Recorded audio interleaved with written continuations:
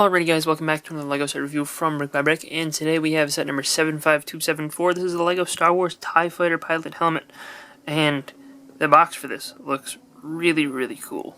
Just first off, before we even get into any of the details at all, I do really like the box art for this. It contains 724 pieces for $60 in the United States, and this is part of their new range of adult targeted 18 plus sets, which do all feature this cool box art pattern with all the greebling, which I don't know. I just like the way that this type of box art looks.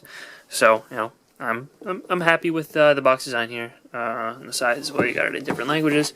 On the other side here, we have the 40th anniversary of Empire Strikes Back logo, as well as a image of the helmet there. And on the back of the box, we have a look at the actual in-universe design of the helmet, and the actual helmet again on the back, and it looks pretty good.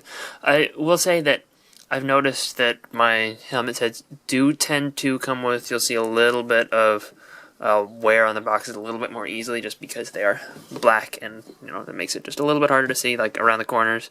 You'll see a little bit of wear more easily, but they are really cool box designs. And they do stand out quite a bit on shelves in stores. But the helmet here does have a pretty normal instruction booklet as far as these helmets go. They do have a page at the beginning telling you about the TIE Fighter pilot, and then just translating it into other languages, and shows you how to use a brick separator, and then breaks it down by bag. This one has 6 bags, and in the back, it just has nothing special, but there is the architecture style of Feedback and Win. So there, you can tell that they're targeting it towards an older audience. And one last thing before we bring in the model, you have one sticker sheet in this set which just has 2 simple stickers, which you'll see on the build in a second. And here we have the completed model, and I'm going to preface this real quick by saying that I'm going to do the best I can to show you all the details on this thing, but since it is a completely black model, it can be a little bit hard to see some of it, just because it's all black, so it sort of blends into itself. But just looking at it at first glance, this looks like a TIE Fighter pilot helmet, which is exactly what it's supposed to look like. It seems to be, at first glance, pretty similar to the build of the Stormtrooper helmet, and in ways it sort of is, but they do actually do quite a bit to differentiate the two after building both of them. You can kind of, like, this section here is pretty much the same, and like the very base structure underneath is pretty similar, and the eyes too, actually. Like the eyes and this piece here are pretty much just color swapped versions of the Stormtroopers, and I guess this area sort of too. But when we get into the sides here, they're actually pretty significantly different. I will say I was a little bit weirded out by part of the build in here in this section. I thought it just looked a little bit weird, as I was building it. But then you put these curved tiles on it, and it comes together. You can see a little bit of red peeking through right there. I don't know if you can even see that on camera. Not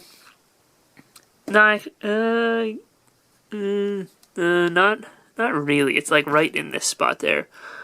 And it's very difficult to see, but from some angles it sort of catches my eye.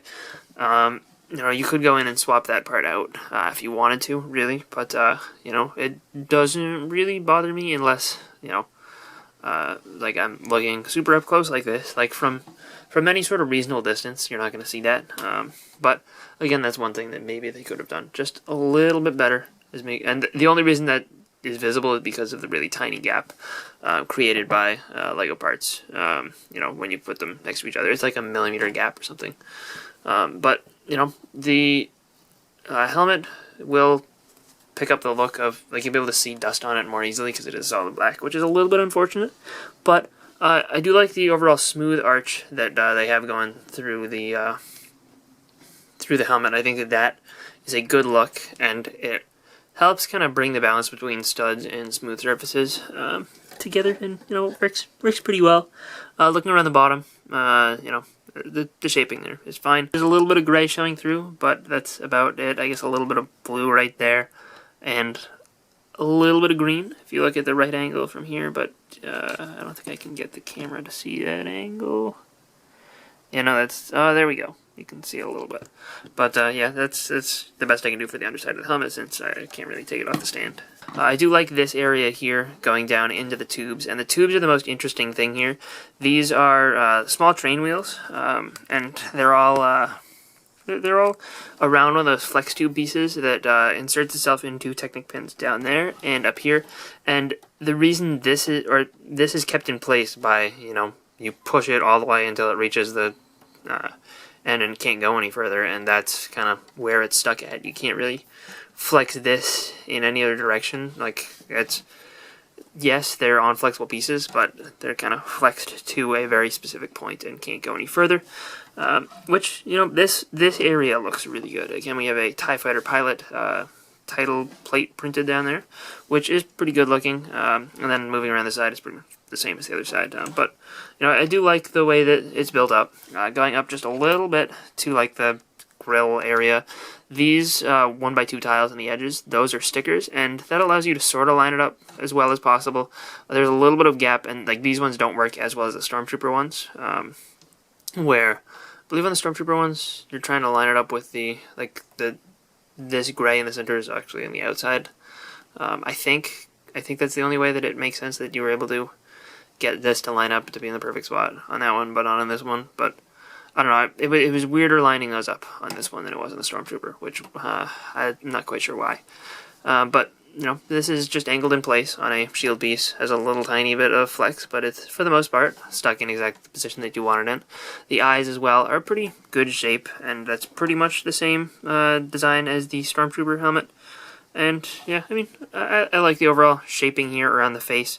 The one thing that's a little bit, like, maybe I would have liked if there was some way to sort of slightly differentiate the eyes. Maybe if they had done that in like pearl dark gray, it would have worked a little bit better. Like, I know it's supposed to be black, but it's a very, very slightly different black than the rest of the helmet.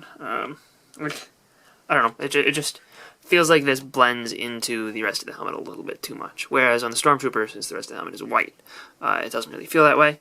Though, if we move up, we can see these really awesome dish pieces, which are printed, which is good. And the silver on those is really bright and really well done. So, I'm pretty happy with those prints. Those are actually stuck in there with ball joints, so you do get a little bit of flex, and you can rotate them to make them face whatever direction you want if you wanted to. But the ball joint really locks it in place, and you can't really move it side to side at all. But it is a tiny bit difficult to actually attach those, because you have to mess around with the ball joint piece. It's one of those balls with the bar coming off the end, and you kind of have to move that around to the right spot before you're able to actually stick that and push it down. And you can sort of see just a tiny bit of blue sticking through right there. Again, even that doesn't come across too well on camera. Let's see. I guess you really can't. There, you can sort of see it right there at that one angle. Again, if that bugs you, you can go in and swap that part out.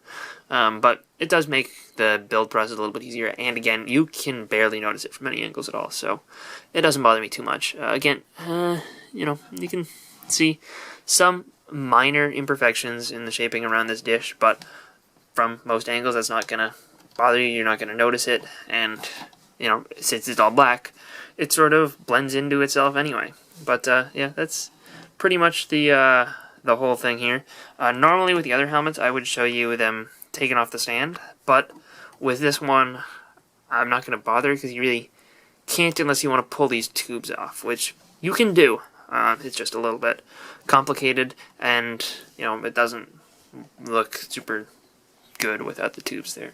So, I'm just going to leave it here. If you really want to see that, then I guess you can comment that, and maybe I'll do a community post showing it if that's something people really want to see. But I don't think that's something too many people are interested in anyway. And the stand is built a little bit differently on this one just because of that small area where they can't use the corner 3x3 version of this slope. So they use these two 1x2 plates with the Technic pinhole and just a 1x3 slope to finish that off and make it look pretty good. But yeah, overall, that's a probably longer than it had to be exploration of the TIE Fighter pilot helmet. I like this one a lot. I think that the build went together really well. and got a pretty good final model. The fact that it's all black means that, you know, it'll probably get a little dusty, and you'll probably have to do a little bit more to keep this one looking good than you will with the other ones, where, you know, the dust won't stand out all that much. And the other thing with this one is that some of the...